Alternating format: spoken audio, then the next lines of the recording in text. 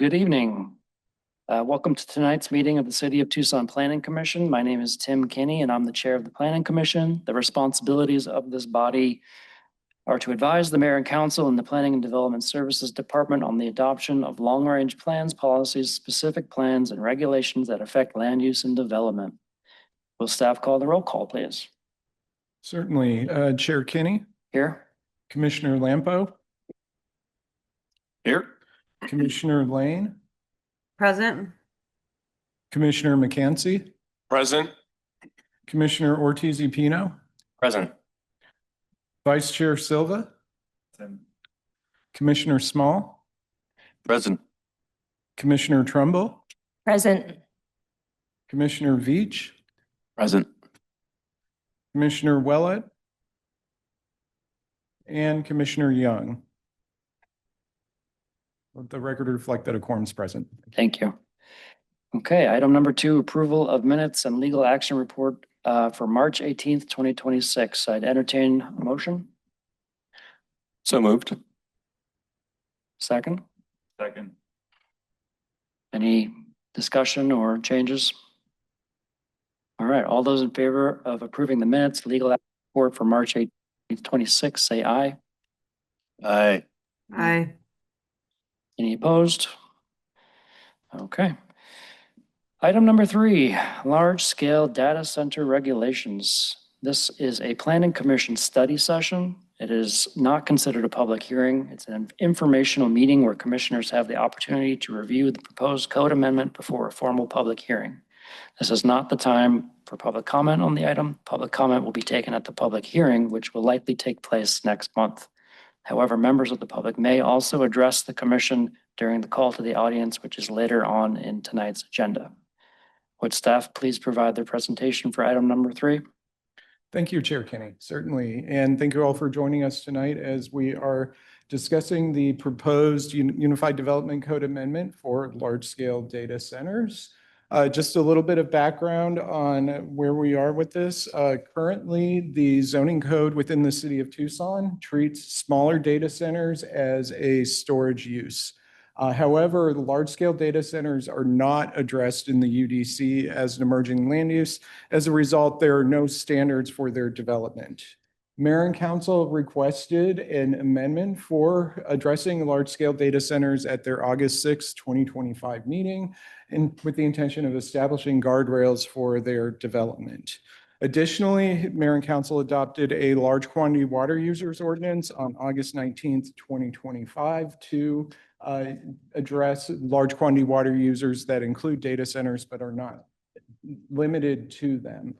Additionally, there was an initial Planning Commission study session that was held on September 17th, 2025, where we briefed the Planning Commission on the request for the proposed code amendment and had some initial discussions. Following that, a technical advisory committee was formed to guide the development of the proposed standards, and a series of 4 community meetings were held from late February through early March of this year. Following that, a mayor and council study session was held in April of this year, where additional feedback and guidance was provided. So this next slide really provides a little bit of context as to why we are working on developing regulations. So current standards are that a large-scale data center would be classified as a utility generation use per a zoning administrator determination letter and would be permitted through either a planned area development or a planned community development. However, there are not any standards that are currently in place for their development. So we just don't have any regulations to address them. The proposed standards shown on the slide, and I'll talk about these in more detail further in the presentation, but I just really wanted to make the point that these are really all the components that we're proposing to include in this ordinance amendment to really address how, or if a data center comes in, how it would be developed. So in terms of our timeline for the development of this proposed ordinance, as I mentioned earlier, we've been working on this since August of 2025 when Mayor and Council provided the initial direction. From there, we conducted internal research, formed and met with the Technical Advisory Committee, held a series of community meetings, continued to gather input, and were briefed by mayor and council. And now we're at the Planning Commission study session phase of the process where the Planning Commission can review and ask questions of staff. Should the Planning Commission move this on to public hearing, tentatively that would occur on April 3rd of this year, followed by mayor and council. Oh, excuse me, June 3rd of this year. Thank you so much. Followed by mayor and council. That would be, in August. So I want to talk a little bit about the Technical Advisory Committee that was engaged in the development of these proposed regulations. The Technical Advisory Committee, or TAC, is a committee that provides expertise on land use, environmental, and infrastructure considerations for these regulations. It includes 13 members with local knowledge from various technical fields that really ran the gamut from water quality to data center construction and energy provision and energy equity and many other things. We really sought to make sure that we had many different voices and opinions at the table for the TAC. During this process, we reviewed approaches from other jurisdictions, both within and outside of the state of Arizona, to see how they were addressing the development of large-scale data centers through their own zoning regulations. The TAC provided input on best practices, new technologies, and advised on options for how to regulate large-scale data centers. They also made recommendations on topics and standards for inclusion in the proposed amendment. 4 meetings were held with the TAC between November and March of this year. So we held 3 initial meetings with the TAC, and then we went out for 4 public meetings and then came back and met with the TAC again. At the 4 public meetings, really the purpose of these were to discuss with residents potential land use regulations for large-scale data centers, share our proposed concepts, and gather feedback before the code amendment was actually drafted, the proposed code amendment. These 4 meetings were held 2 in person, 2 virtual. We had a total of around 200 attendees at the 4 meetings, depending on, the virtual meetings, people kind of came in and out, but it was around 200 attendees. And we received just shy of 1,000 unique individual comments on those 4 meetings. So we certainly received a lot of feedback from the public during this process. So a lot of common themes that we heard, there were really 4 major ones. Number 1 was concerns about water scarcity. There's a perception that Tucson doesn't have the adequate water resources to support large-scale data centers. We also heard concerns about energy demands and utility impacts, grid stress during periods of high heat, rate stress where you'd see increases in overall electrical rates due to the demand of large-scale data centers. Requirements for new natural gas, fossil fuel power plants and impacts that those would have. We also heard a lot of comments on outright opposition to data centers, ban data centers, no hyperscale data centers. We certainly heard that quite a bit. And we also heard a lot of feedback that the proposed setbacks that we had come up with were not far enough away from particularly residential uses and commercial uses. There were concerns about noise, heat impacts, aesthetics, all of those things, and that the proposed distances, we had talked at one point about 400 feet and then later about 600 feet, that was not adequate for this proposed use. So following the community meetings, the TAC did come back together on March 9th to discuss feedback from the public. TAC members really stressed the importance of clearly communicating the role and limits of zoning as it relates to large-scale data centers, particularly that we're unable to really specifically regulate energy and water use through zoning as a legal mechanism. There are a couple of things we can do in terms of disclosure, and there's a large quantity water user ordinance, but in terms of zoning specifically, there are limits. Also, just to clearly communicate that the proposed code amendment is intended to establish standards and review processes for data centers. Really, the TAC was in agreement on a lot of public feedback in key areas. they were really in favor of expanding public notice requirements beyond what is typically required within our Unified Development Code for a planned area development or a planned community development. This was due to really the impacts of large-scale data centers and also the fact that the standard 400-foot notification radius, if you're talking about a development in an area that is really very sparsely populated, isn't going to reach many people. So they felt that it was really important to expand that. They also asked us to consider including an energy consumption threshold in the definition of a large-scale data center, which we have done with this latest proposal, and I will talk a little bit about that further down. And then also consider water quality protections, cooling technology, and environmental monitoring. And there are a couple of things that we're able to add there as well. So following this fourth TAC meeting, the Mayor and Council study session was held on April 7th, where they reviewed draft language that has been proposed, which was posted in the packet that you received. At that meeting or the study session, PDSD summarized the work of the TAC, the community input, and proposed changes. Generally, Council supported staff recommendations and public feedback-based revisions. They really emphasized the need to create guardrails and a framework that reflect Tucson values in what goes into these regulations. Key areas discussed included potential moratoriums, energy demand, water use, heat and environmental burdens associated with data centers. There's a lot of discussion about moratoriums, but really at the end of the day, Council did not move forward with that because they're based on statute, some really clear limitations on a moratorium, and it really would just need to be for very short term to address a specific concern. But policy revisions discussed that we did work on included enhanced separation distances, the broader public notice requirements, limitations related to pads and planned community developments, and the revised definition, which I'll talk about as well. So the revised definition, really, we heard a lot of feedback. We'd initially proposed a definition of basically a data center that was 50,000 square feet or larger. And we received feedback that that was too large. And so based on feedback, both from the public and from Mayor and Council, we dialed that back to 25,000 square feet. Or a data center that uses greater than 50 megawatts of electricity.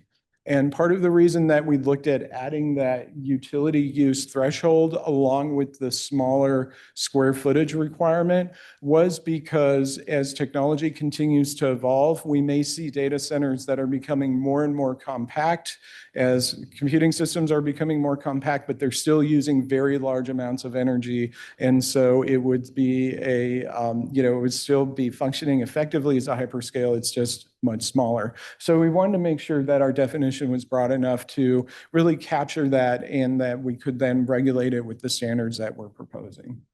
We also, based on Mayor and Council feedback, removed the permission for data centers to be located specifically within the I2 zone, and instead they're limited to PAD and PCD areas.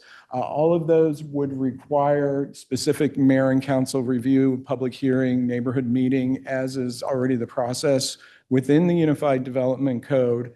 And also they would be subject to the use-specific standards that are being proposed with this code amendment, which would live in section 4.9.11.d of the Unified Development Code.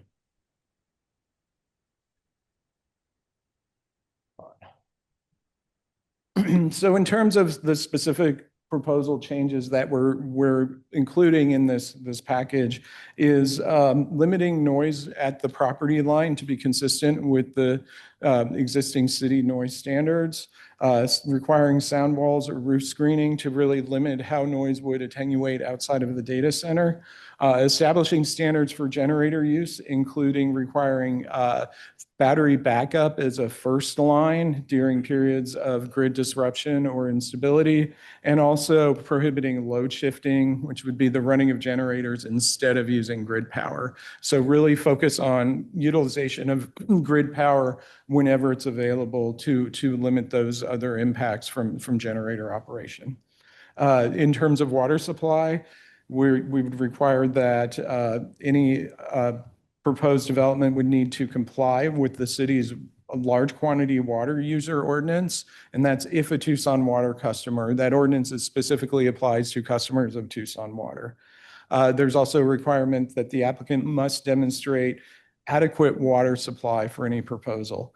And also, we included a requirement that no potable water could be used for cooling if it's not covered by the city's large quantity water user ordinance. So if for some reason it's not subject to that ordinance, you couldn't use potable water for evaporative cooling, taking that out of the system.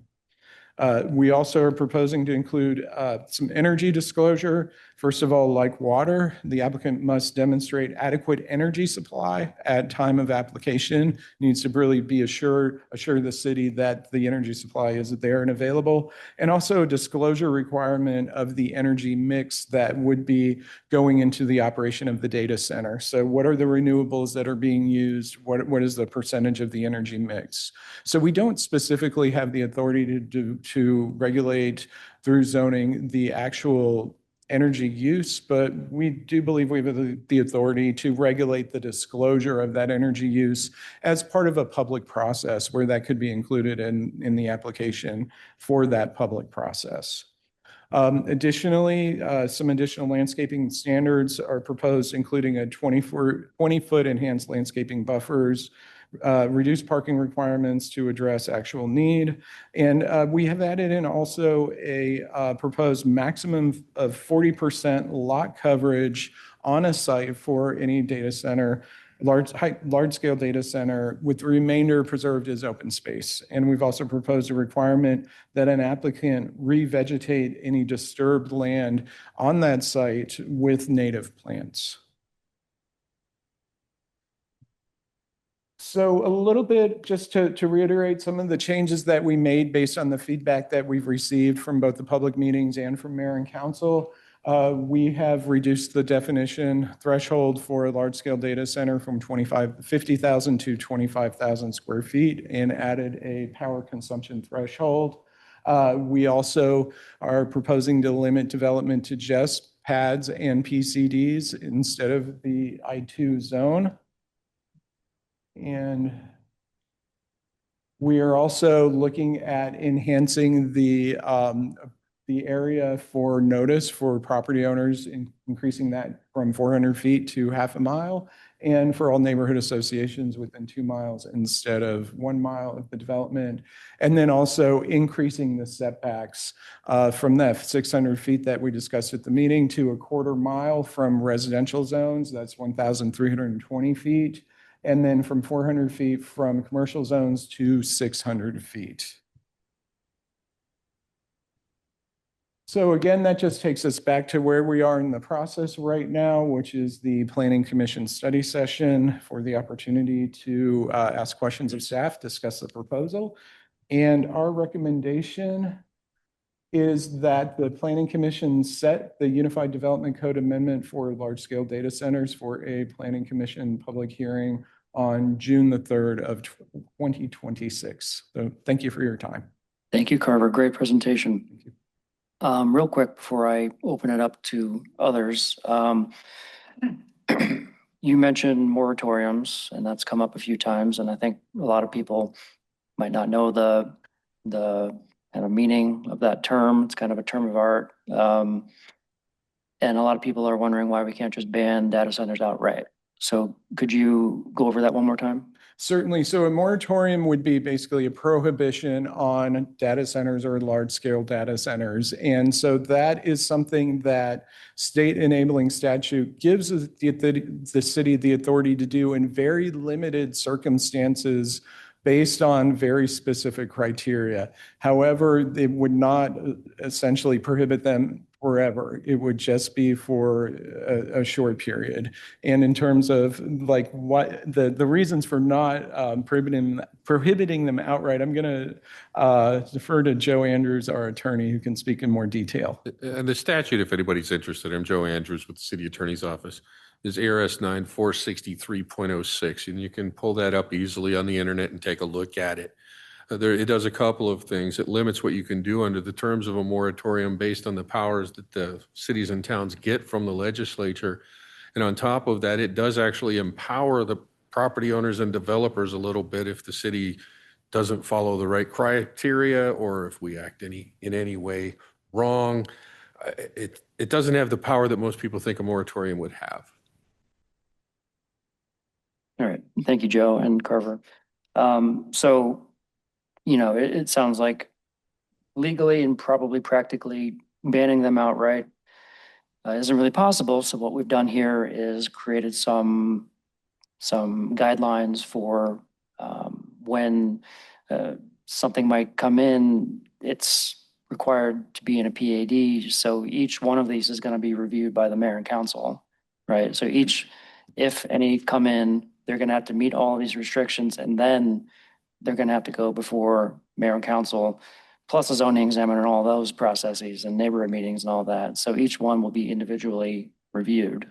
That is correct. There is a prescribed public process that's already in existence in the Unified Development Code. It would include initially a neighborhood meeting, which is a public meeting where anyone who is interested can attend to meet with the developer on the proposal. It would then also include a zoning examiner public hearing.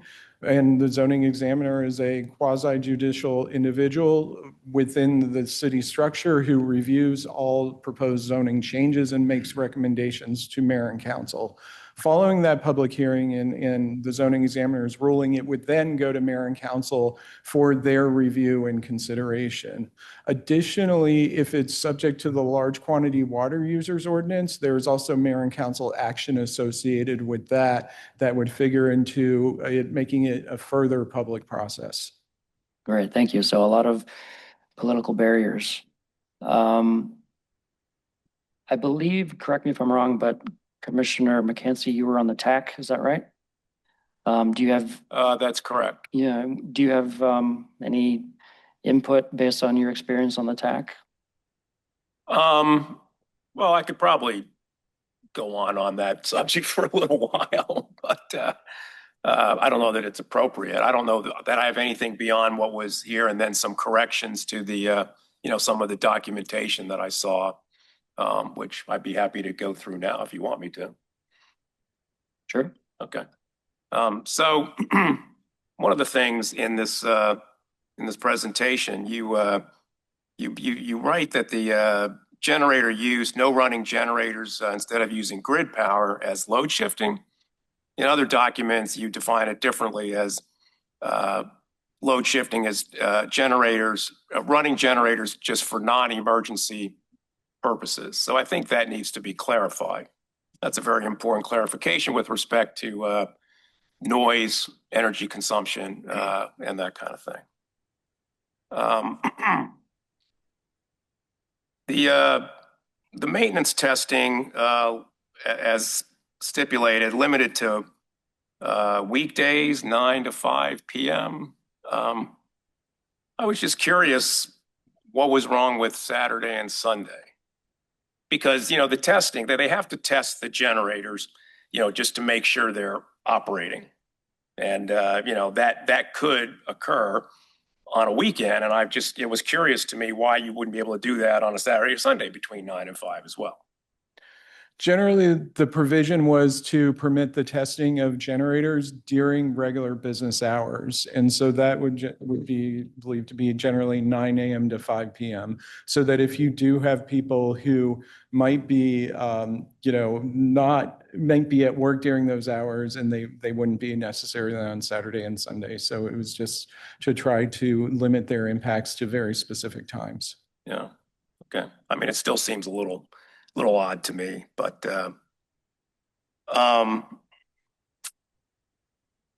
couple of other things.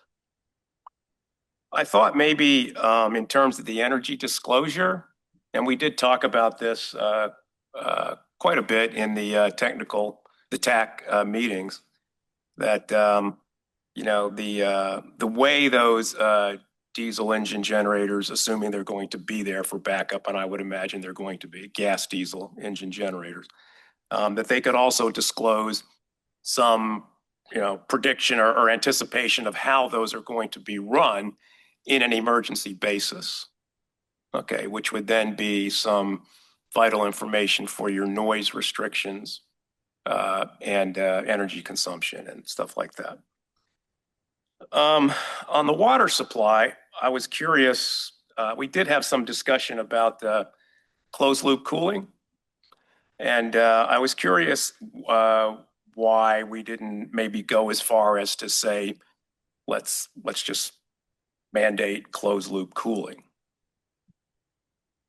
I think there was concerns about the technology and the amount of flexibility that would not exist if we just outright require closed loop cooling. I believe that prescribing one specific type of cooling may block us in later in the future, and I'm not positive if we could do it from a zoning standpoint. I have to defer to Joe on that. Yeah. The question would be something that I'd actually have to research as well. I mean, zoning generally doesn't deal with that kind of thing, but there may be other issues that are involved in that. And I would actually want to talk to some people that understand closed loop cooling before we decide what we're going to include. Yeah, I mean, it could also be something that is included in the large scale water use ordinance as well. But, closed loop cooling is nothing special, for these kinds of facilities. And it is the way to, absolutely minimize the amount of water that the facility is going to consume. It would just be makeup water in a closed loop system. Yeah, and then the last thing was we did talk about a lot of distances for separation between this facility and the residential and commercial areas. And, I'm not a noise expert or, I don't live near any industrial, whatever facilities, but it seems like a quarter mile still feels like not enough. I don't know, it just feels like it's not enough for something like this. I don't anticipate something like this would be that noisy anyway, except if like the engine generators had to be run, and except that there was a long-term outage from the grid where they would have to be run, for a while. Anyway, it just felt like too short. But so those are my comments based on what I read and the information that we all discussed. From my perspective only, there are many other members of that TAC, the input that I have. Thank you. I mean, it's helpful to have Sorry to take a so long. commissioner to also have been on the TAC, so thank you. Commissioner Ortiz Pino? Thank you, Commissioner Kinney. Just to follow up on one of the comments you made, is it possible to clarify what are the physical land use challenges, noise, noxious fumes that are presented by a large scale data center? So some of the challenges that we've become aware of are obviously noise impacts, fume impacts, heat impacts. We're seeing some research coming out that shows that a data center can raise the ambient temperature around the data center from 5 to 7 degrees Fahrenheit. So that could be considerable. So that was part of the reason also that we were looking at establishing these broader separation distances. Also aesthetic impacts on views. Could you go a little bit deeper into that piece about heat? What about the data center, the structure itself?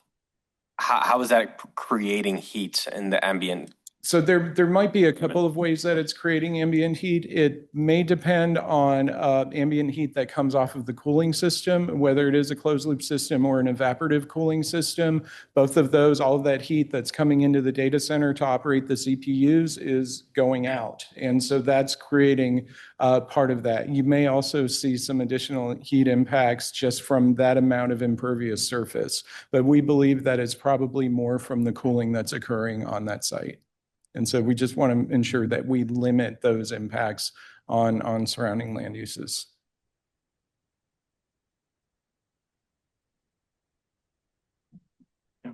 Commissioner Silva? A couple of questions going back, especially to the community meeting feedback and how you address some of those topics. So starting with the energy demands, I see that most residents or a lot of residents were worried about the strain that data centers will have in the electrical grid, and if and how this would cause utility increase rates. How did, talk to us about that process? So I think there's certainly a lot of concern. Other areas you've seen rate stress where it's impacting utility rates. And so that's part of the reason why we wanted disclosure upfront of where the energy is coming from and that the energy is available to operate the data center to ensure that it is adequately available. So that was one of the major concerns. There is some work being done at the state level under the Arizona Energy Promise Task Force, which we've been monitoring as well, which is looking at really pushing for the development of renewables within Arizona to help to support these. But we're not through zoning able to really regulate rate stress specifically. We just want to ensure that it's all out there in the open as part of that discussion for that specific data center. And I think that's a very good question that we really ran into with the TAC was, how do we really tackle something that we don't have the authority to regulate? Yeah, that's what I thought. I didn't think it was a zoning issue, but I just wanted to Certainly. leave it out in the open. And then going back to water, and I see that we are regulating a lot of how water goes into the facility, but at no point we're talking about how water exits the facility. We're not talking about how this water goes back into the system. Is it treated? I don't think there's enough information up to date as to there are some cities in California who have stopped data centers because they're worried about what is in the water from these cooling facilities. So is there a way to regulate how water goes back into the system? Is it can we regulate for them to reuse the water? Can we regulate that it has to go already treated before it enters the rest of the system? So a lot of the regulations relating to water quality, that is something that we did talk about with the TAC, are regulated elsewhere, generally through either Pima County or the state. And so those regulations would still apply regardless of what we do with zoning for any large-scale data centers. A lot of times, though, if it's something that is regulated elsewhere, again, we wouldn't have the authority through zoning to establish greater regulations than the duly legally authorized regulator can do. Great. And then my final question, and then how do you address the fact if a data center is part of a bigger building? So if there is a bigger use and a data center is secondary, in this case, let's say a data center is within a bigger building, it has not reached them or surpasses the 25,000 square foot, but the building is not primary use a data center, it's primary use something else. So it really depends on the definition. If it meets the definition of a data center as proposed, if it does meet that definition, it meets that size threshold, and that's what it's primarily for, that energy use threshold, then it would need to be regulated as a large-scale data center. If it's a less intensive use, and it's a data center, let's say associated with a hospital or something like that, then it would be regulated as we currently regulate smaller data centers, which is as a storage use. Yeah, I guess my question is if it is a data center within a bigger use that reaches the threshold of energy usage of a large scale data center, but it's not the primary use of that building, it wouldn't fall under the definition of large scale data center. It would still fall under hospital, but it would have a large scale data center within it. Yeah. Commissioner Silva, I don't think that would be a way to avoid these regulations. Usually the most stringent regulations for a land use are what applies to that use. So if it was a very large scale hospital that had a large scale data center, they would need to comply with the large scale data center regulations essentially. Commissioner Vetch, and then Commissioner Lane, I see you. Okay, thank you. And it's Veach, by the way. Okay. So you made a statement that I think is important to keep in mind, where you said that zoning is unable to regulate, but we can introduce thresholds. So first question, I think, is the 50 megawatt threshold is an interesting one. I think the University of Arizona in total uses about 35 to 45 megawatts. So it's like an interesting threshold to throw out there. So that's and I understand that maybe that number came from somewhere. So it'd be good to know where that number came from. And then for a second question related to that is, you're saying that we can regulate water use based on the large scale. I don't even know what that is. So can you go into the details of what that is and what sort of tools that introduces? And then when you say adequate supply, like, what does that actually mean as well? Very good. So in terms of the 50 megawatt threshold, we really did a lot of research on what constitutes a hyperscale data center. And honestly, just like so many things with these, because it's an emerging land use, there was no one definitive number. They really range from like 20 to 70.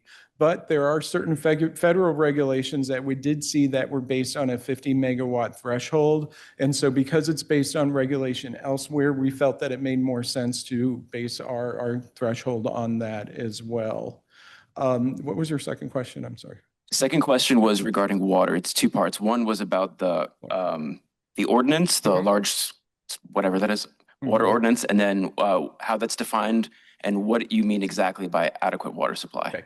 So the large quantity water user ordinance was a separate ordinance that was adopted by mayor and council in the Tucson code. So it's not zoning, that establishes what a large water user is, whether it's a golf course, a bottling factory, or a data center or anything else, and then establishes standards within that ordinance on how that water would need to be used, what conservation actions were being taken, so that there was really some say that Tucson Water would have over that large water user. That's a process that also, as I mentioned, requires mayor and council approval for any large water user within the city. I'm not really versed on the very specifics of that ordinance since it's administered by Tucson Water, but the big takeaway is that there would establish regulations for large water user ordinance. I think it'd be useful for the public and for this body to understand exactly what that means, since water is so contentious. Certainly. Just to understand what that actually, Certainly. not in this presentation, but in the future. Absolutely. Yeah. And we can even include some additional slides that we did in our outreach meetings on that. We had Tucson Water at those meetings to provide more detail on that. Absolutely. And then in terms of adequate water supply that needs to be demonstrated at time of application, that's really assuring that the data center as designed and as proposed and as would potentially be permitted has enough water to operate as it is designed. And so it's just, they need to ensure that, this is the input that's needed to operate the output that they're proposing. But the mechanisms by which you enforce that are what? It's the same as any other development plan that would be approved by the city. So when you do a development plan through PAD or a PCD, that development plan essentially becomes part of the approval. It is a legally binding document that is part of the approval. So they have to comply with that development plan as approved by mayor and council. If they're not doing that, then they are out of compliance with what they said they were going to do. Thank you. Absolutely. Thank you. Commissioner Lane. Yeah, hi, thank you. So I am, my understanding is that this proposal regulates impacts at or near the site edge mostly, and also on the day, and is also considered sort of on the day that they apply for the permit in that siloed process. And so I'd like to understand better how this code, what power our zoning code might have to demonstrate a measurable and lasting public benefit. And so I have questions about whether we can consider these instead of like I guess, industrial use, or think of it as an infrastructure scale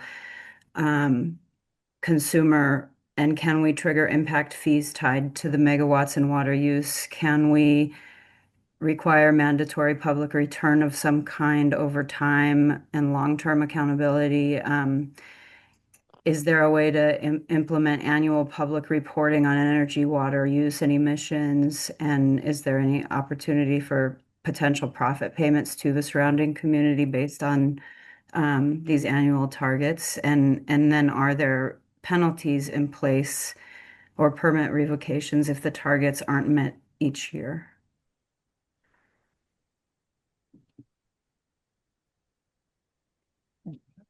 Um, Commissioner Lane, so a couple of things. One on impact fees. Right now, you asked about specifically about charging based on megawatts.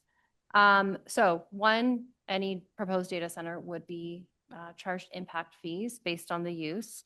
Those impact fees then do support the infrastructure needed to support the potential growth and the infrastructure investment in roads, parks, police, and fire. So the services needed to support any new development. In terms of changing our structure of impact fees, that is also subject to state statute. That is pretty clear and specific how we have to calculate impact fees. But that's something that we could consider as we look at impact fees in the future. We update that policy every 5 years. But again, there's state statute there. And then in terms of annual reporting, I believe that is a component of the large water user ordinance. So the water use would be reported annually. And power and energy use and emissions? That's something we can look into, whether there is a annual disclosure or reporting that we could require. And this is Joe Andrews from the legal department. We would have to check and find out if what we were doing is something that's otherwise preempted because these are actually regulated by ADEQ, PDEQ. I don't know that off the top of my head, but I understand the concern. I'll just say one last thing. In light of some press in the last couple of days and a letter put out by the city manager, I think it's important that we really understand how we demonstrate, again, measurable public benefit. And that means regulation over time, and really working to understand what benefits having these large-scale data centers brings to our community, and not just like, oh, we all need AI and we all need the industry and we all need this. Our community, based on the heat that you talked about earlier, emissions, all of our utility grid will be affected in a huge way. And so I think some ways to offset that is to provide actual milestones, annual milestones where these data centers become part of our community and therefore have to provide something positive in return. They will be making immense profits from these places, and I think that's very important to recognize. And I know that the zoning code has limitations on how we might extract something beneficial from the business aspect of one of these centers, but I don't think that the siloed look at the impact of the only the site at the time that they're applying for the project is enough. Thank you. Yeah, thank you, Commissioner Lane. Those are great comments. And it kind of spurred me to think, that each one of these is a rezoning. When a data center comes in, it has to go through a PAD or a PCD process, which is a rezoning, and has to go through all those meetings and hearings and all of that. And a lot of times with large entitlement processes like that, there's a lot of opportunity for additional restrictions, either with the city or with surrounding property owners or that kind of thing. So these restrictions that we have in here are baseline restrictions. It does not preclude additional restrictions. The way it's kind of written right now is that those additional restrictions would be kind of on a case-by-case basis, depending on the project. Did you all consider it all as part of the PAD process requiring some sort of agreement with surrounding property owners? Chair Kenny, you mean like a development agreement or community benefits agreement? I don't believe we can Yeah. require that for our zoning code. But to your point about this being a PAD or PCD, so a rezoning process, this is a legislative decision by the mayor and council. So they have wide latitude to look at this as a site on a site-by-site basis. And that is why we are proposing that these only be allowed through a PAD process. So the zoning and the standards for the site can really be tailored to the site, community, and the specific proposal. So you're right that these are kind of a baseline and there could be other conditions added through the PAD and or PCD process. Thank you. Commissioner Small?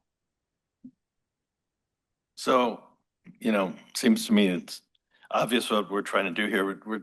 We're saying that we don't have the tools to prohibit this kind of building, but we're using the tools that we have to restrict it enough to make it perhaps undesirable for people to achieve. So that leads me to think, do we know, given the restrictions that we're proposing here, 25,000 feet maximum on 40% of the lot and a quarter mile from their neighbors, do we know how many sites there are within the Tucson city limits? Do we know how many of these we might eventually have with these restrictions that we're applying? Commissioner Small, I don't have a specific number, but when we were developing these proposed standards, we did do some geospatial analysis to confirm that there are adequate sites within the city that are available, and we did confirm that there are sites available within the city for these to be constructed. We certainly wouldn't want to necessarily get in a position where there were no sites. That may lead us to court challenges. Commissioner Ortiz-Pino? So during the presentation, one of the first questions that I came up with in my mind was actually responded to, which was that you don't actually have the power to regulate, or the zoning code doesn't have the power to regulate energy use, but it can regulate the disclosure of that energy. So in slide proposal overview, where it goes over energy disclosure, it must just demonstrate adequate energy supply at application. What does that look like? What does adequate energy supply look like? What teeth does that have, and what power does the city have to determine whether or not that's real at the time of application? As that could change we all know that development takes a long time. So energy adequacy now could look very differently later. And that's certainly one of the challenges that we've struggled with this whole discussion around energy supply. But essentially, adequate energy supply would be, is there energy enough to supply the data center with the number of CPUs that are proposed for it to operate 24/7 as it is designed to do? As I mentioned earlier, with the development plan, that is a legally binding approved document. And so that is what would be approved as part of the development for the large scale data center. And so again, it's just the enforcement would come from, this is what the applicant says that they're going to do. This is what is approved. If it is subject to change, if it's subject to significant change under our processes, that is something called the major change of conditions. And that requires another public process in order to go through and say, okay, this is what we were approved to do. Now we're doing something different. And so it would need to go through that major change process. Is that? I guess my question gets to more of, that guarantee of that condition. Energy use and the mix of that use, the type of energies, renewables versus fossil fuels, for example, can it be guaranteed to the letter of something that was signed 4 years ago? Like it's that, I think, is an incredibly restrictive piece to this, and maybe unrealistic in the terms of what can be promised. I'd certainly appreciate the challenge of that. Yeah, I think Commissioner Ortiz-Pino, I think that is an area that we can look at, but it is meant to be a disclosure. And that is meant to really inform the public process, the public the zoning examiner and mayor and council as they're considering the proposal. And this is Joe Andrews from the city attorney's office again. It's one of those circumstances where if they cannot show they have an adequate energy supply, then there becomes the decision-making process. Is this a permit we can issue if they can't run their facility? Then we go into other areas like building codes. If they don't have enough energy to supply their facility, can they get their building codes? It's just the same as if you cannot get enough fire protection for your building, you have to put in sprinklers. It sets up a whole different area. It gives us a rational basis to discuss with them. How can we approve your permit if you can't even show us you have enough energy to run it? So I would follow up that question with the fact that as a regulated monopoly, the utility industry is required to serve customers within their service territory, correct? So if a customer comes to the company, utility company, and says, we have this load, can you meet it? And the company says, well, with such and such resources, additions to those resources, we can meet it. But those things take time. And so is that disclosure the assurance of, yes, the company will get to the point where we can meet those needs? It's an evolving document, and it's unknowable. And there's so many assumptions that goes into that. It's something that I find is going to be very hard to look at from the city's perspective when signing a contract at that development package stage.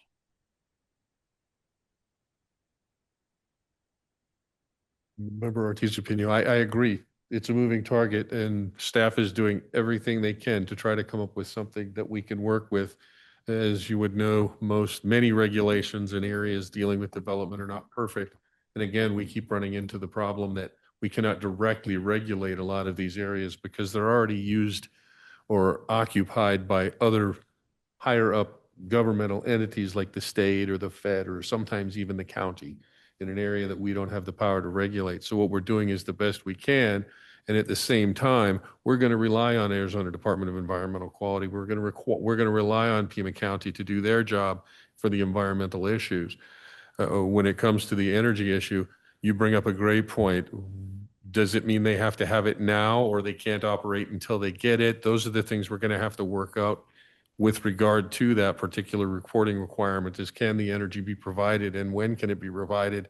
That may determine when you may be able to or not be able to open your facility.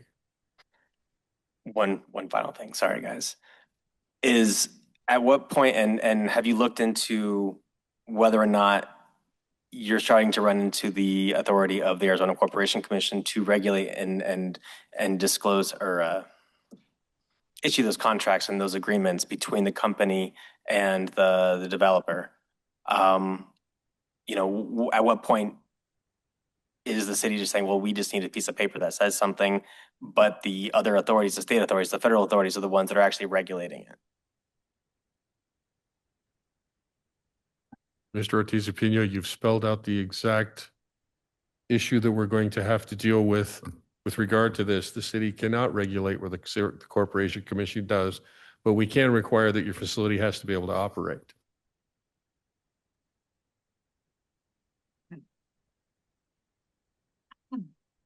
Commissioner Silva. Just one question for you to, if you could explain to me and to the public, if a data center comes, they meet all of these requirements, they go through all the process, and they have everything needed to apply. Is mayor and council still capable of denying it, or will they run into a legal problem if they just flat out deny a data center that can meet all of these requirements? That would be the wonderful subject of an executive session I would have with either you or the town council regarding the problems that may come up, because I know what I would do if I were on the other side of that question. Commissioner Lane. Thanks. I have two questions. The first is related to the comments just before this about the utility company is required to provide power to a customer within their area. And if it's demonstrated on day one that our grid can't provide the required power, what can we do within the zoning code to say that the data center itself has to pay for the upgrade to the grid rather than the users, the public?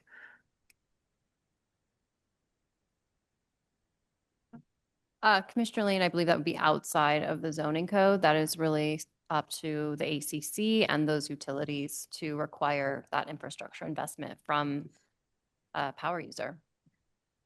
So I feel that that's a big concern, honestly. And then my second question is more rhetorical, and I don't know that anybody will have an answer, but I raise it as a discussion point for my colleagues on the commission and also for all the city staff involved in this. But as I'm listening to this conversation go on, we continue to use words like regulate, restrict, prohibit, enforce, and I wonder what it might look like if we wrote a code ordinance that actually brings data centers in such a way that makes them into a community partner rather than looking at them as something that we have to continually restrict. Maybe that's a larger complaint and question about the entire zoning code, but again, I think that demonstrating the benefit to the public is very difficult in this conversation when our entire focus is around how to regulate their abilities to come into the community. So again, I ask everyone, what does it mean to have a data center in a community that looks more like a community partner that contributes positively to us?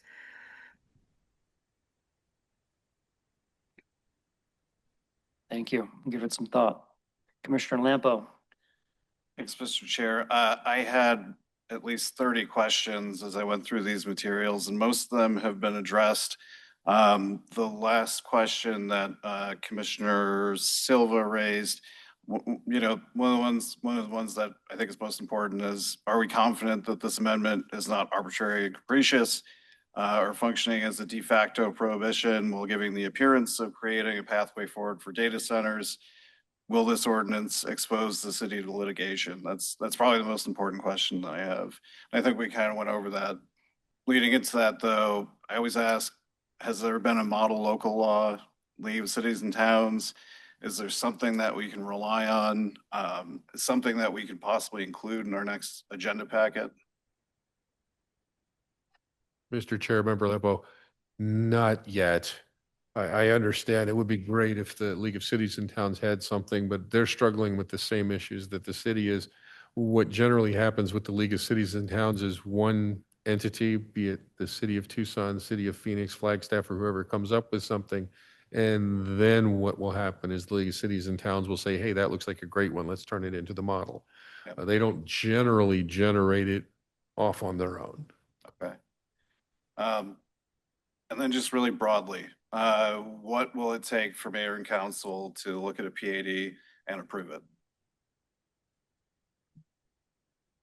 Sorry, Commissioner Lampo, what was the last part of that question? So here, I'll read it. Actually, so broadly, what findings must mayor and council make to approve a PAD or a PCD that includes a large scale data center? Sure. So, and just, I wanted to add a little bit to what Mr. Andrews was saying, which is that I just did want to mention to the commission that we did look at a lot of other cities and their regulations for large scale data centers as we were developing this amendment. And so a lot of what we have proposed is based on regulations in other cities, some of which have now gone through a few rounds of revision to their regulations for data centers. For example, City of Mesa had a set of regulations. They've updated that based on some of the community issues and challenges. So we're really trying to learn from the experiences of other cities. And I would say that the areas that we're regulating around, separation from residential areas, noise, buffering, all of the aspects that Carver went through, I think a lot of those are based in our code. So we do have a very strong basis. It's the way we've regulated a lot of other land uses that have a high impact on residential development in general. So very similar to how we've regulated, industrial uses that might have a large scale impact, or power generating plant, things like that. So we really did try to use some precedent in our code and from other cities as we were developing the regulations. In terms of the PAD findings, as mentioned, these would be the baseline standards, use-specific standards for this use. However, a PAD is meant to be tailored zoning to the site and to the proposal. So there could be additional standards that staff recommend based on the public process and based on the specific site and the specific proposal. So those could be standards or conditions recommended by staff or recommended by the zoning examiner or just that mayor and council find are necessary for a certain use or for a certain PAD proposal. So there is pretty wide latitude in a PAD for very tailored zoning standards. And that process is, as Carver outlined, a neighborhood meeting and then a zoning examiner public hearing that's open to the public.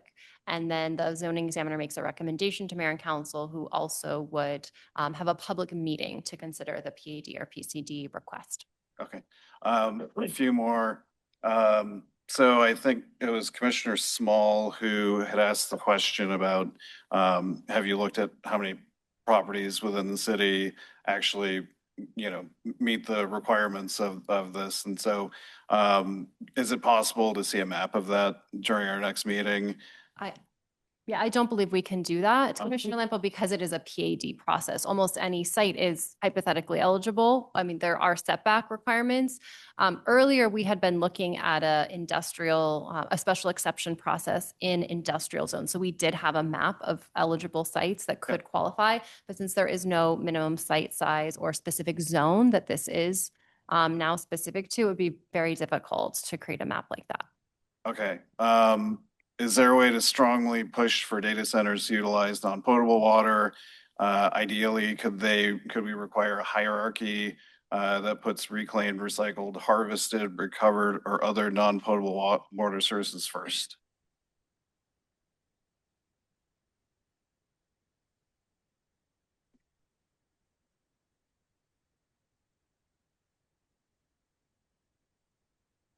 Giving preference is what I'm saying, giving preference to non-potable water sources. So right now, no potable water could be used for cooling on the site. That is the proposed standard in the proposed code. And then that leads me into my next question. So we saw the letter from the city manager.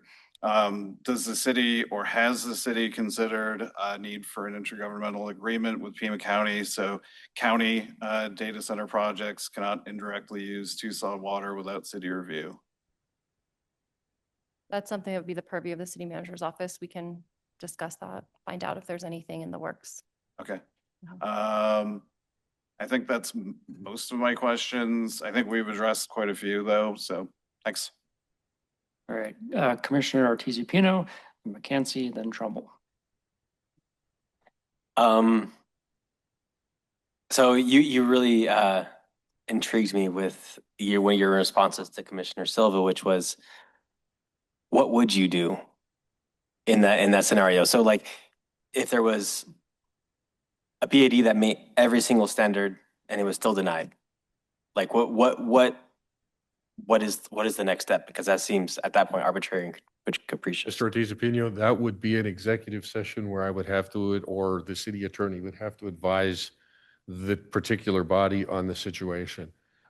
It's really a slippery slope. If you have your attorneys give a bunch of illegal advice in an open meeting, and then that's the roadmap to get the city into trouble, if you know what I mean. True. That's kind of the purpose of an executive session, but I do understand where you're coming from. I guess to rephrase that is, there are legal pitfalls to denying it, even though they've met every single condition. Is that true? There are potential legal pitfalls in every approval or denial that happens in every board or commission at a city or town in the state of Arizona that I'm aware of. So yes, there are always legal pitfalls. Okay, thank you. Finally, and I'll get off that. That was a weird question. I think it's a really great idea to, especially in kind of, for me, learning about the heat impacts, to maybe requiring more than just an enhanced landscape buffer or requiring revegetation. what can we do to increase that urban forestry to have an impact on the heat effect created by that? And using non-potable water, and bringing this large customer into bringing that sort of infrastructure out to wherever they get to as a community benefit to what Commissioner Lane was getting to. Commissioner Ortiz-Pino, one aspect of the current proposed standards is a limitation of the development area to 40% of the site, and requirement that any disturbed areas of the non-developed area, any areas that are disturbed during development, that those be revegetated. So that was really intending to get at that urban heat island impact that we've heard, to require a substantial portion of the site to have vegetation to try to buffer and absorb that heat. I guess, and I'm not super familiar with the landscape code, but for this use, is there any way to enhance what would otherwise be required elsewhere in the code to say that, over and above? Yes, Commissioner Ortiz-Pino, there is currently a requirement for enhanced landscaping borders. So there would be a requirement for more landscaping on any proposed site. Okay, good questions. And something Joe didn't says is that I assume that we wouldn't have gotten to this point if the city attorney's office hadn't reviewed these things and weren't confident in their ability to defend them. My assumption. Commissioner McKenzie? My point is minor, so with your indulgence, I'm going to let our Commissioner to my right. Commissioner Trumbull. Oh, thank you, Chair Kinney. I have a couple questions that haven't been addressed so far. And the first one is about the energy disclosure. And maybe this was discussed by TAC. But can this ordinance include a provision to protect ratepayers from subsidizing power needs, including new infrastructure? Unfortunately, that is something that would be beyond the scope of zoning or really the city's authority to regulate. And I can defer to Joe on that if there's anything to add. Sorry, I have to twist around. Member Trumbull, that's correct. I mean, we are stuck in a bunch of different boxes that are regulated by a number of different entities, and for us to regulate that would create a horrible problem for the city. Okay. And then my second question goes back to Commissioner McCansky's question about the quarter-mile noise attenuation setback from residential. Can you talk a little bit about how that was determined and why it's different from the half-mile notification radius? That's a very good question. In terms of the half-mile notification radius, that was really established more so that we could ensure that in these kind of larger, less populated areas, we're assuring that we could get the information out to people who were around the data center. The quarter mile, we were looking at trying to establish a balance between having developable properties and also providing enough distance between any proposed data center and those residentially zoned areas. So, we did look at a half a mile, and we also looked at lesser distances, and we just felt that that was something that would at least provide adequate buffer, but also still allow for there to be adequate sites as well. Okay. My understanding is that the low frequency hum can penetrate residential structures from half mile to 2.5 miles. And it actually has extreme impact on the brain, even when it's not audible. So did a little digging around. We'll take a look at that. Thank you. Thanks. Yeah. Commissioner Small? So I don't think there's any secret where this topic lands in the court of public opinion, right? If we put this out for a community vote, I think it would fail soundly. So to that end, I think what we're doing is we're dancing on the line of saying, we don't really want you, but we're willing to make these restrictions to allow you to be here if you fit into, because I'm not really sure who actually benefits from one of these other than perhaps they contribute a lot of property tax and the developers. But so what's beyond our control of saying, of even tightening the restrictions? And once again, to Commissioner McKenzie's comment about the quarter mile, saying it's got to be a half mile or it's got to be a mile. And, we're making a commitment then to saying we're making it very stringent. If the intent from the city government is that we don't want these.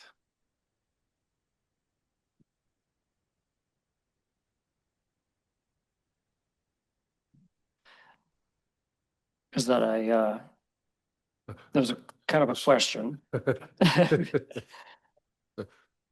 Sorry, Commissioner Small, but it sounded rather rhetorical, and you're never going to get your attorney to tell you what the city's intent would be to deny anybody the ability to locate in your city. That would never happen. I think Right, what but staff has tried to do is show that we're trying to make it possible. That's the point. But with what percentage of possibility? I guess. So Commissioner Small, are you suggesting we increase that distance? Yes.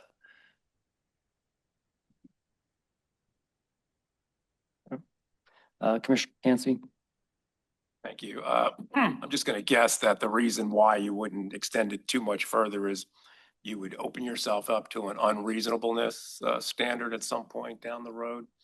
But the point I wanted to make earlier was that under the noise mitigation and the code amendment fact sheet, you have this phrase that, strict decibel limits at the property line and annual monitoring. And I wasn't sure what you meant by that. And I suspect maybe what you want there is some sort of annual verification test. Because, monitoring is, you just go out there with a meter and say, oh, it's complies. I think you want to have some sort of verification test that they're meeting on some regular basis. But That's a good distinction. We'll take that as well. Thank you. Commissioner Lane? Thanks. I would propose I'm sorry, someone said the sound can travel through a residential wall up to 2 miles away. I would say we should increase the distance to that far. And then I didn't get a clear answer before. I'm sorry if I missed it, but there was a question about whether we could ask or require that they prioritize alternative energy sources or water sources, so reclaimed water or like solar power, things like that, as their first resource, and then their second would be utility grid.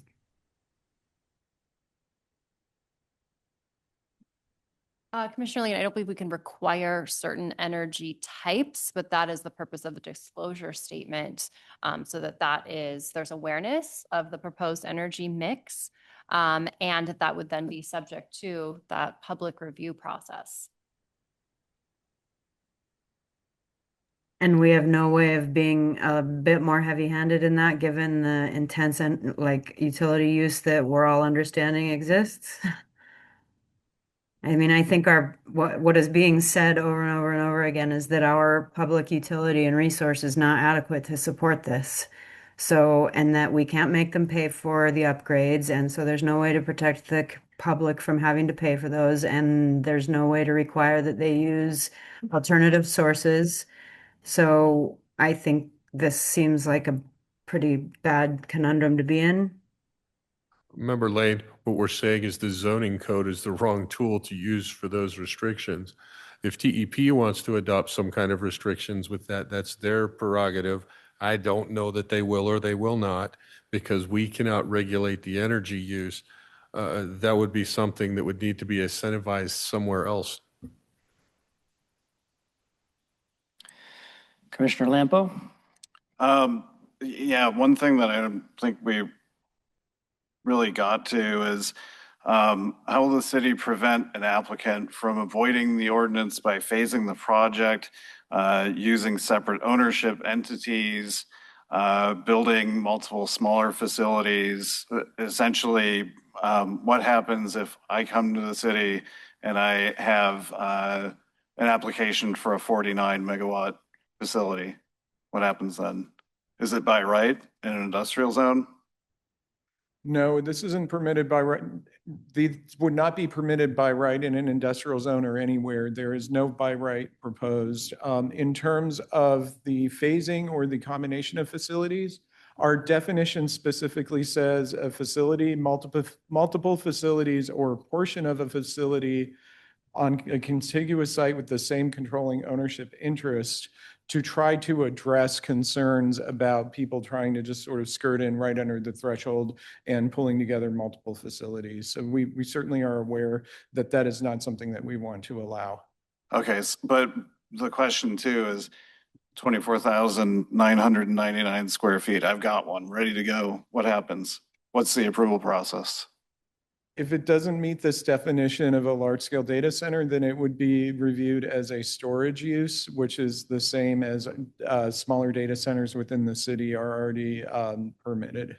So they would it would default under that process.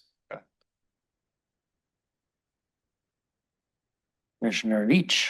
So a 49 megawatt data center, which uses more potentially than the University of Arizona, would be a storage use. Is that correct? There's two components of the definition, the overall square footage and megawatts. Sure. So it actually has to, meeting either of those would make it a large scale data center. But in theory, if it was 24,000 square feet and 49 megawatts. The current definition, yes.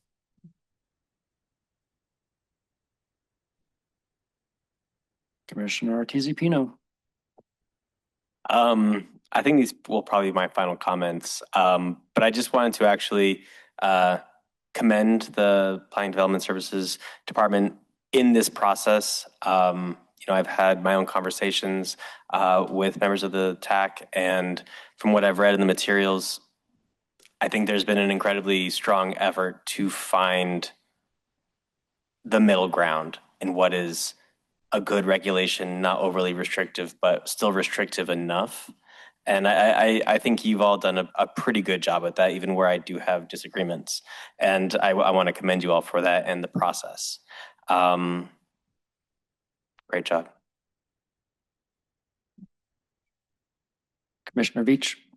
This is probably a silly question, but is there a way to regulate based on what's inside the building rather than the energy use? So like a data center uses these objects inside its building regardless of its energy use, therefore it classifies as this use regardless of its energy.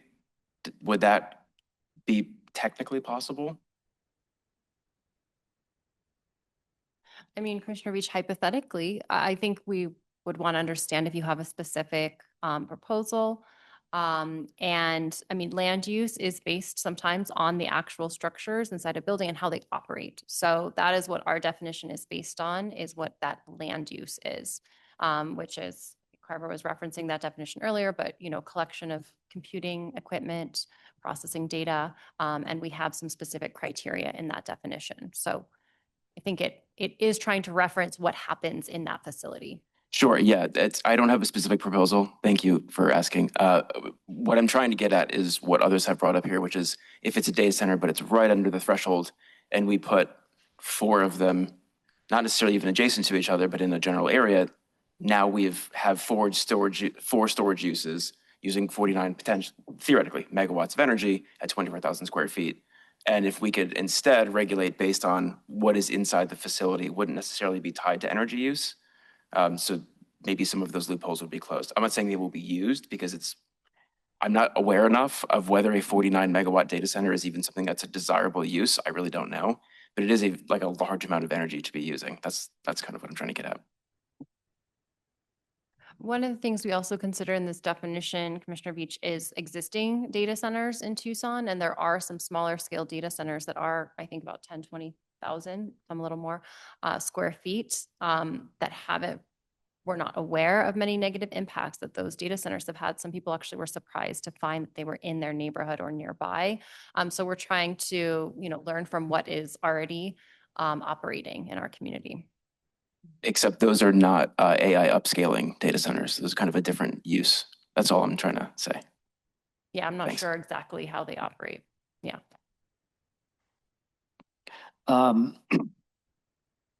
Did you ever look at minimum distances between other PADs that might be doing this? Did you look at that at all? In terms of distances between existing Sure. pads that- So we're talking about distances like from the data center to a residential area, but what about between data centers and data centers themselves? We have had some discussion of that, but ended up with in the current proposal, maintaining the larger separation distance rather than looking at an agglomeration of data centers within one area, which we saw would concentrate their impacts, which may not be desirable. Mhm. Okay. And then I'm pretty sure that the answer is no, but I don't believe there are any existing large scale data centers in Tucson. Is that right? That is correct. So this wouldn't create any nonconformities. It's just a brand new. Okay. I mean, Chair Kenny, not that we're aware of, there could be some that we are not, but we really did try to do some research into existing Mhm. data centers and don't find any that meet this definition. Okay. Commissioner Lampo. And I think someone might have asked this, so I'm sorry if you already have this in your notes, but has Tucson Water created a standard sustainable water service application form and a water conservation plan template? And if so, could those be included in our next meeting agenda? You're referencing the materials that are part of the large water user ordinance. I'm not Yes. sure if those templates are available. We can definitely check with Tucson Water, and if so, provide those. Okay, thanks. Commissioner Silva. I think this might be where you were heading with distance, and I'm wondering, is there a way to add language where no data center can be within a quarter mile from another data center, a half a mile from another data center, to like not allow for this agglomeration of 49 megawatts? Like, is there a way to add that language?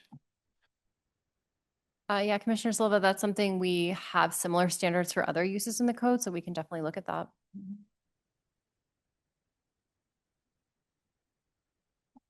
Any other questions from the commissioners? Okay, good discussion, and thank you, staff. Chris said it earlier, but great job. This was a lot, and I know you all are a little shorthanded as well, but you've become data center experts, which is great. So thank you. So with no more discussion, I'd entertain a motion to set the public hearing. So Carver, would you, or somebody, Ian, maybe put back the recommendation?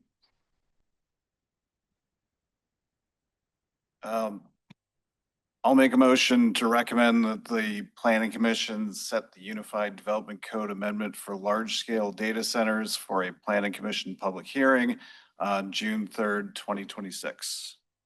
Second? All right, was that Ortiz Pino? Yeah. Okay. All right. All in favor? Aye. Aye. Aye. Any opposed?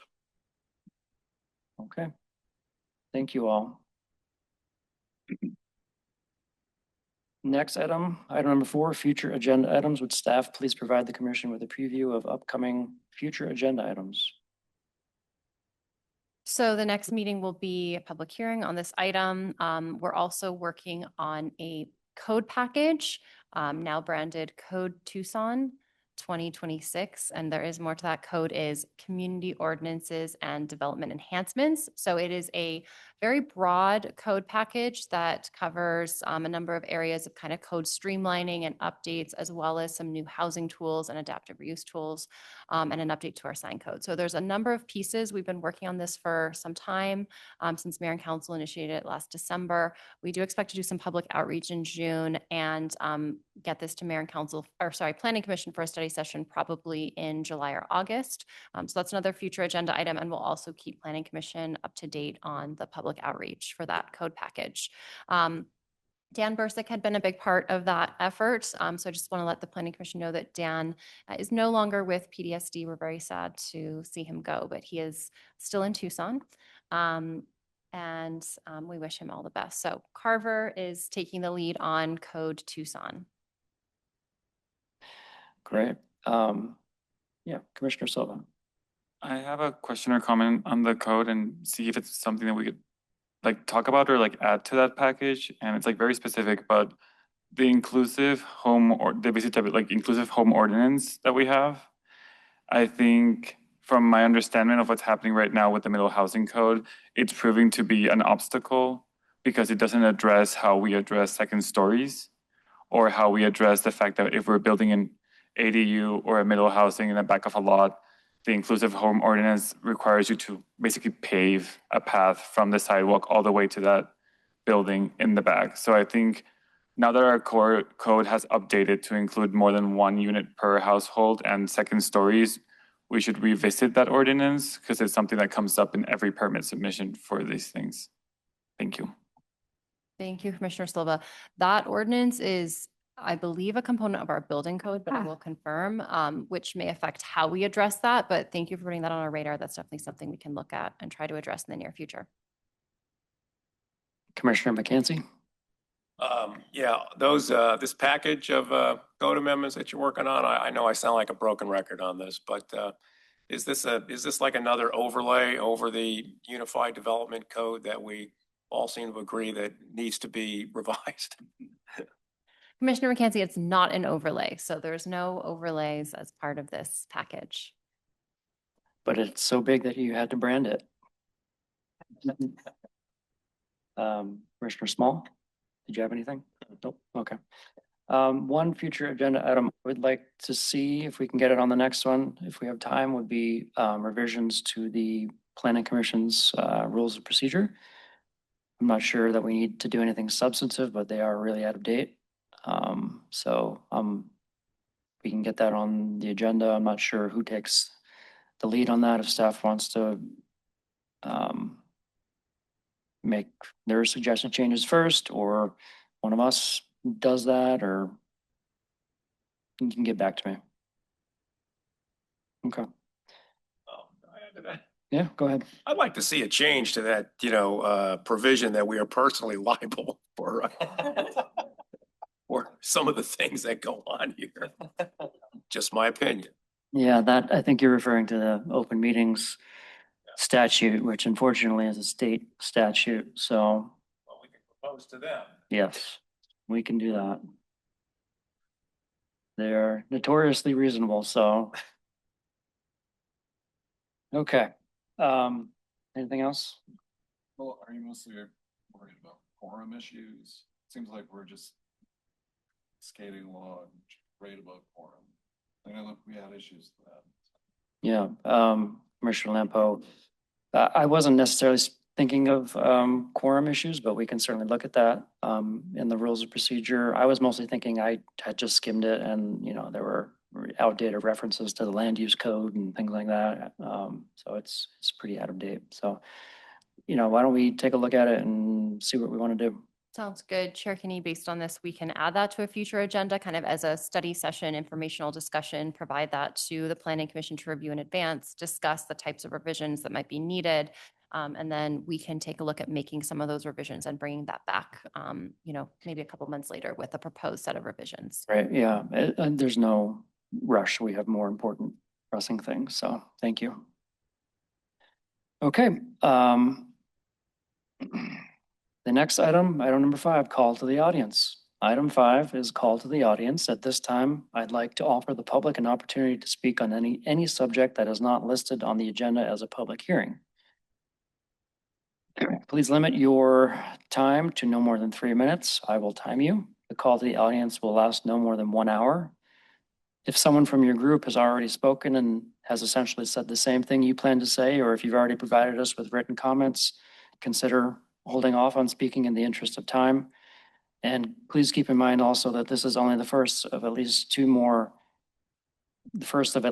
hearings before the Planning Commission to discuss the earlier item on this agenda. So we'll start with people who are in person.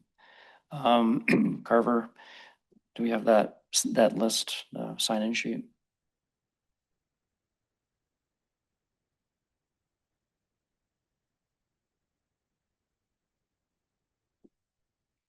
Thank you. Okey-doke. Reed Sperling. If you could just start with your name and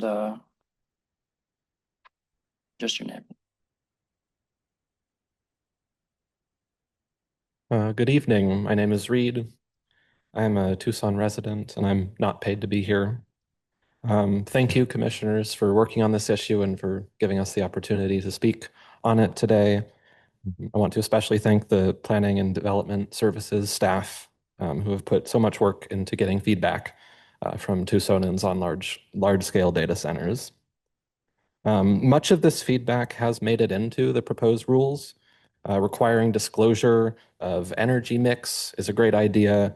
Regulating generators on site is a great idea. I think you need to look into that more carefully. Natural gas generators, if used at the scale of hyperscale data centers, can put out a lot of pollution. Limiting lot coverage is also a great idea. I'm glad that that's all in there, but some critical pieces of public feedback have not been fully incorporated. And I think this might be because of the interests represented on the Technical Advisory Committee. Sunt Construction, for example, has been advocating for Project Blue and other hyperscale data centers from the beginning. So why is a representative of Sunt Construction on a committee helping to write rules that could financially benefit his company? That doesn't make sense to me.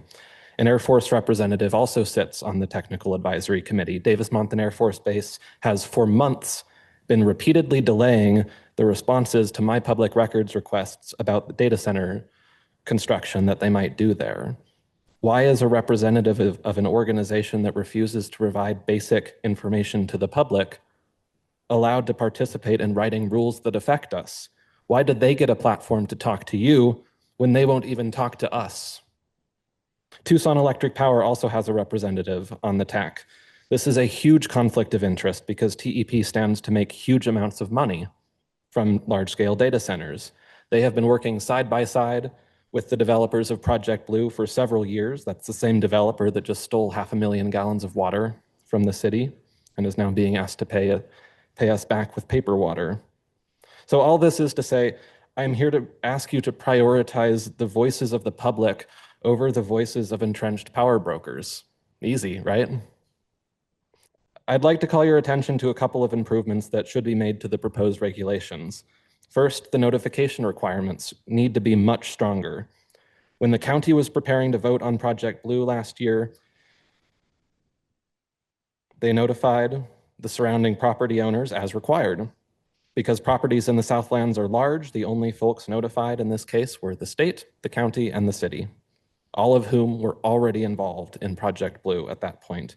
As a result, the neighborhood meeting for Project Blue was held on Microsoft Teams, and the only attendees were Carrie Sylvan, 2 county officials already working for Project Blue, and someone from the state who asked a single question about traffic signal work before the meeting concluded in less than half an hour. The public was not given a real opportunity to weigh in on this project before it came to a vote.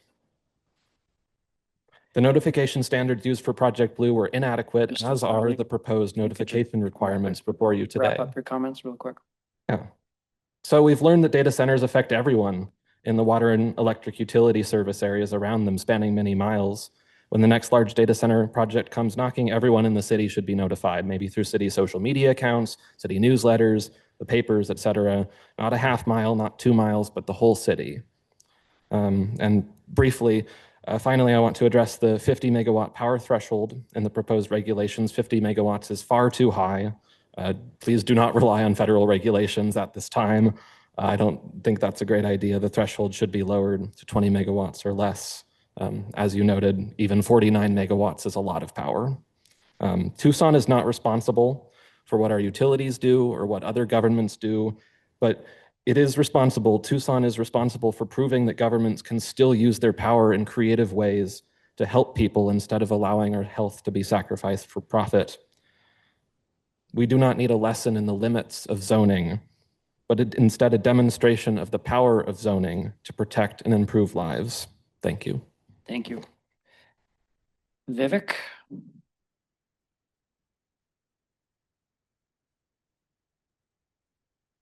Hi, everyone. My name is Vivek. I am a resident of Tucson, grew up here.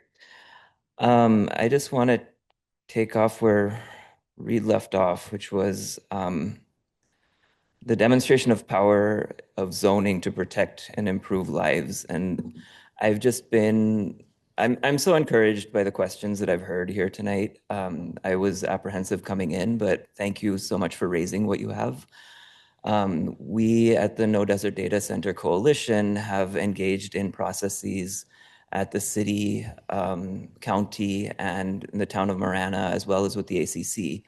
And each step of the way, what we've seen is whichever body we're addressing deals with whatever narrow set of, whatever narrow set of regulations or whatever they're dealing with at that time, right? But what we actually need is someone holding the whole for us.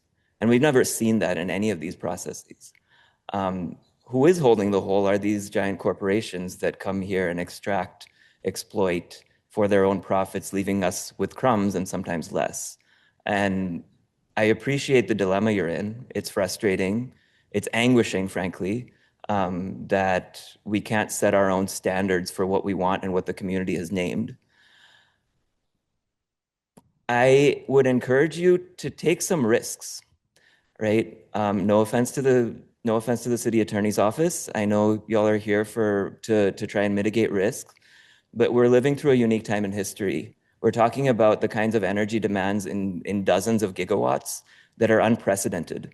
That we talk about on-site water use, but that has huge implications of off-site water use when more than 2/3 of TEP's mix is gas and coal, right? Millions of gallons of someone else's community fracking that gas. Millions of gallons of water going at the point of generation, wherever that is, however TEP sources its water. I'm still not clear on that. Another thing I'm not clear on, and I heard the definition of what we currently have as data centers in terms of square footage. I wonder if TEP has provided the city with the amount of energy these smaller data centers consume, because if you don't know that, then you can't set the standards. Those standards need to be much lower. But bring it on, take some risk, get sued. Cities get sued all the time, right? Just let's go out there. You've seen how much we can support you. You've seen what we as a community can show up for. And you've seen like the overwhelming amount of opposition to these projects. So what? Let's get sued. If we lose, we lose. But let's at least fight, because when we fight, we're not just fighting for ourselves, we're fighting for those communities in New Mexico where they're going to source that gas. We're fighting for people in Cancer Alley. We're fighting for everyone. And we have to decide whether this is a city, this is a county, this is a state, is this a country? Are we all human beings living in this world? Like, these are real decisions that we're facing down now. So fight, please. We'll be there with you. Thank you. April? Thanks for letting me speak. I am so hungry and tired and I really have to pee, so I'm sorry if I'm rambling. I want to second everything that my friends said. I'm going to be highly specific while they were broad. Same controlling ownership interest? No, that allows too much. I'm in the definition and size threshold here. Let's see, minimum of 1/4 mile. Commissioner Trumbull was exactly right. That needs to be expanded. The separation from residential and other non-industrial uses should be a lot more. It should be more than 600 feet for commercial or office zones as well. Property owners within 1/2 mile, give me a break. What about renters? What, we don't exist? I don't care if it's nowhere else in the code. People need to be notified. And if you think notifying the entire city is unreasonable, at least include renters and expand that 1/2 mile to larger. I mean, you just heard what my friend over there said about what happened with Project Blue. These things like to go on the outskirts. Project Blue was going to be an annexation, but it wasn't. So who lives out there? You need to make that public notice buffer a lot larger and more inclusive. Thank you. I'm under water supply certification. A mitigation plan may also be required. Where's the teeth? Must, shall be required. Let's see. Data center operators, I'm in noise and generators, could be required at the city's discretion. Must, shall. Development standards, 20-foot enhanced landscaping, we can do better than that. Come on. 40%, We could do better than that. I don't need to tell you, Greg, I recognize you from the U of A, that already our land use zoning code prohibits certain uses just based on what it can and can't be around and how far away it has to be from the perimeter. Why not have the perimeter of this building has to be 40% of its width or something? You can get really creative here. I know City of Tucson knows how to prohibit land use through zoning. You would, with this code, you would have a better chance of getting a hyperscale data center built than a nonprofit would of building a homeless shelter. We have to make special exceptions at mayor and council for Star Village. Get out of here. This could be a lot better. I trust that you will make it a lot better as our planning commission. Thanks, I guess. Thank you. Jennifer Webb. Jennifer Webb. Okay. Jaden Fensky.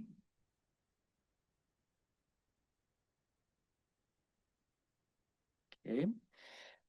I'm gonna butcher this one. Vivek, same last name as Vivek. Yes, there you go. Thank you for not making me say it. And please tell me how you say it. Thank you. My name is Kalyan Raman Bharathan, and I blame my parents. I agree completely with what Vivek said, that, yeah, you should go out on a limb on this one.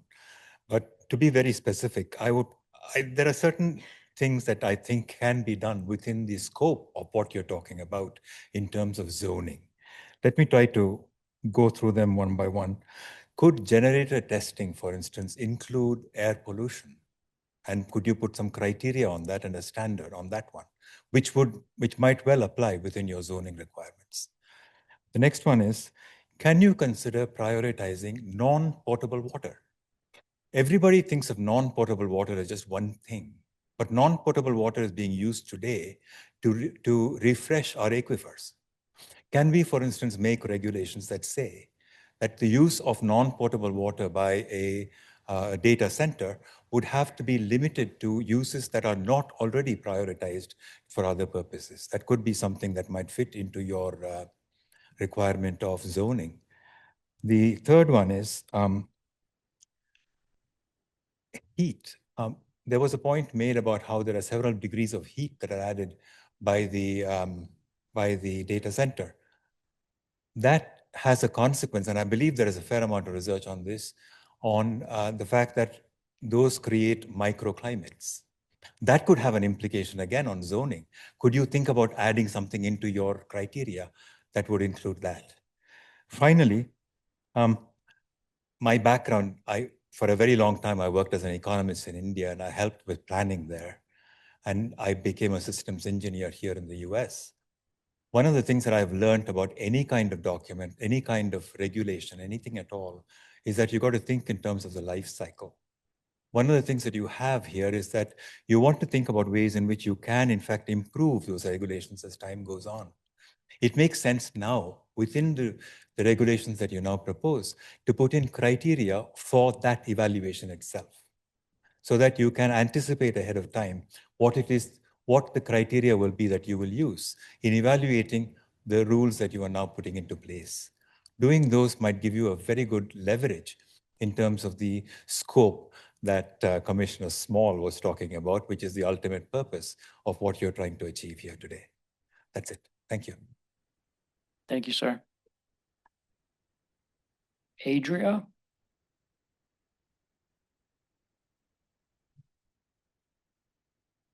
Hey everyone, Adria Brooks.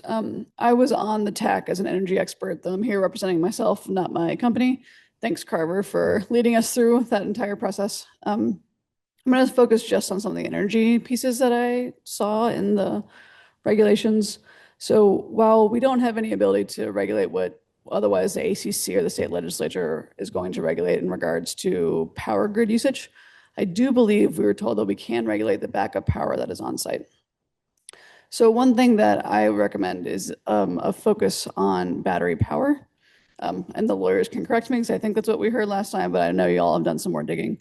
But there is a regulation that was written that to go to backup power first before to go to battery backup before other backup, which is most likely going to be diesel gen. That is already what is going to happen technologically. The way these work is that when the grid power goes off, you have 10 minutes to get your diesels up and running. You're going to switch to battery for that 10 minutes. The data centers will not on their own install more battery backup than just those 10 minutes they need to get their gen set working. So there could be written regulation that you have to use battery backup for 1 hour, 4 hours, however long, in order to offset the use of that diesel gen because of the pollution, the noise that comes with diesel gen sets. In regards to restrictions, is it possible? There's a ton of long storage energy companies that will say, like, yes, we can absolutely power a data center for 4+ hours. A lot of data centers might say that's too expensive. We're not interested in that. Diesel gen sets are cheaper, but technologically it is possible to do several hours of backup. So I would encourage looking at that. And then as another kind of category of things that we had talked about in the TAC that did not make it into the regulations, just in part because of the box that we live in land use regulations.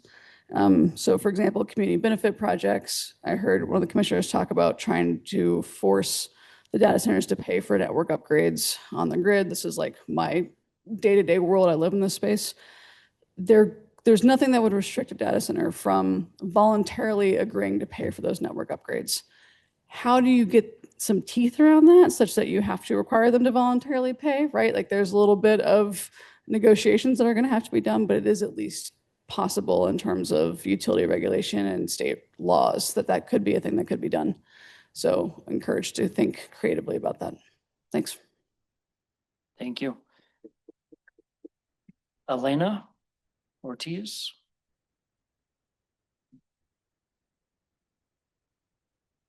Hey, good evening, everyone. Let's see, I'm also tired, like all of you. Just echo the comments of folks before me who have spoken more eloquently than I'm able to this evening. Sorry, my name is Elena Ortiz, she, her. I grew up here in Tucson. I live here in the city. Really happy to see the improvements in the code, the proposed changes in the code since the last time I saw them. So just really appreciate the time, the thoughtfulness, the thoughtful questions, the intention to integrate community feedback, really like what I'm seeing. I do just want to emphasize that really, as you all know, this is really the best time in this process to implement protective and risk-averse provisions related to data centers, right? Like once this is rolling, once they're built, once they're in the process, it's going to become a lot more difficult. And so really want to just recognize the importance of this particular moment in that we're setting code now for the future and really like that proactive thinking. There were some things that I think we're missing that I would like to see integrated into a final version of the code. Folks have talked about this, but if there could be a ban on non-disclosure agreements for development projects for data centers, so requiring all public access for all planning meetings, all documents related to the project, full disclosure of intended end users if that information is available. Would love to see an annual permit review integrated into the code. That might be helpful for enforcement. Perhaps disclosure of other sites in ownership and agree with the conversation earlier and like how to kind of close that loophole. I'm not a planner, so look to you all, but support that. Would also like to see some kind of decommissioning requirements and plan be integrated and required of a developer. And require an energy efficiency and conservation plan as part of the permit application process. I wonder if there could be a height limitation or some other kind of protective measures for local view sheds.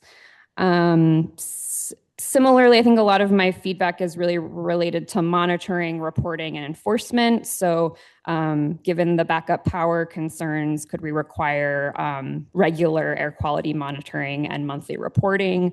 Really don't love the diesel power backup and really am supportive of provisions that would require prioritized battery backup. and would love to see a requirement in which the user would have to report any kind of backup power usage on a monthly basis.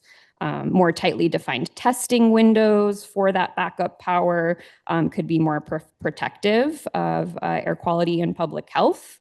Would like to see impact studies and targets really all around. So we're thinking about energy, noise, light pollution, air quality. So there should be some kind of projection and target that Elena, folks are sorry to aiming for. interrupt. If you could just wrap up your comments, please. Sure. Light pollution protections and mitigation would like to see overall monitoring enforcement in light of what happened last week or this week and the city manager's letter. Design standards and some kind of LEED certification requirement for these buildings. Phoenix requires a wider setback, 30 feet. So there's other examples of ways to do this in Arizona. So anyway, I really appreciate the thoughtfulness and supportive of some of the ideas you all mentioned here, such as increasing the separation between residential and sensitive sites and decreasing the power usage minimum. So thanks so much. Thank you. I believe that is everyone in person.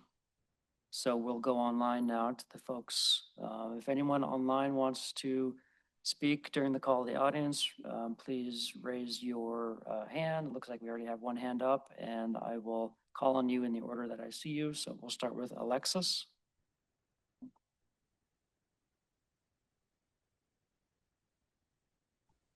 Hi, give me just a second.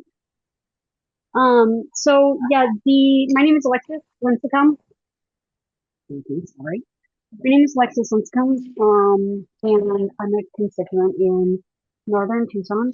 The first issue I see here is accountability. The project just illegally stole 500,000 gallons of our water, and the punishment isn't even a slap on the wrist. It's just pay it back in, as the other constituent stated, paper water. The punishment and costs for violating standards needs to exceed the profit gained from that violation. If all we demand is paper promises for actual physical resources, the data centers will rob the community blind. So I would like to see, and I don't know if this is part of the permitting process or regulation process somewhere else, but I would really like to make sure that there are accountability standards that aren't going to just be, it costs less to pay the fines than it does, from the profit we gain. The other thing I know part of the issue is the private corporate greed of PEP, allowing something that the entire community has decried to go through. I, for one, find this is an apt example of why public power should be a priority for Tucson. A Canadian corporate profit margin should not come at the cost of our community's health, well-being, or concerns. That's all. Thank you. Thank you. Next is CS.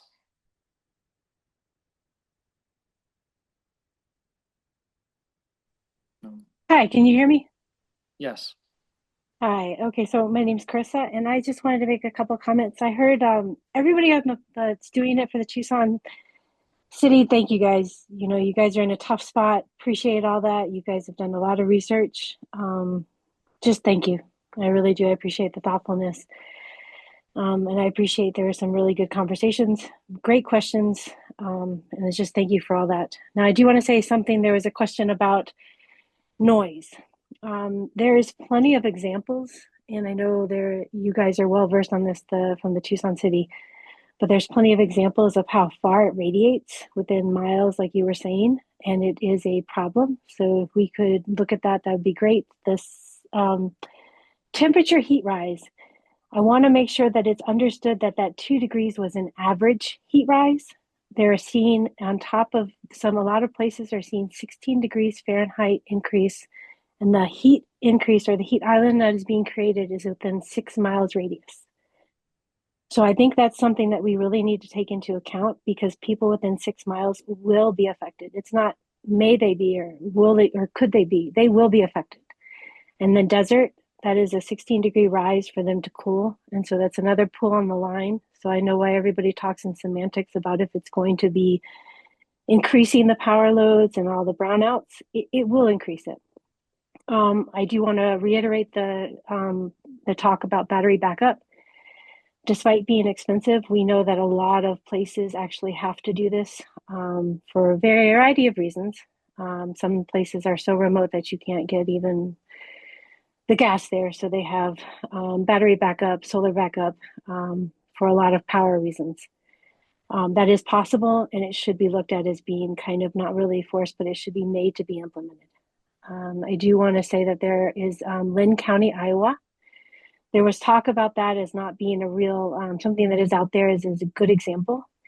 But if you do look at Lynn County, Iowa, they did a release at the end of February this year, and it was pretty remarkable. I suggest the city of Tucson, that could be something for you to read, reference.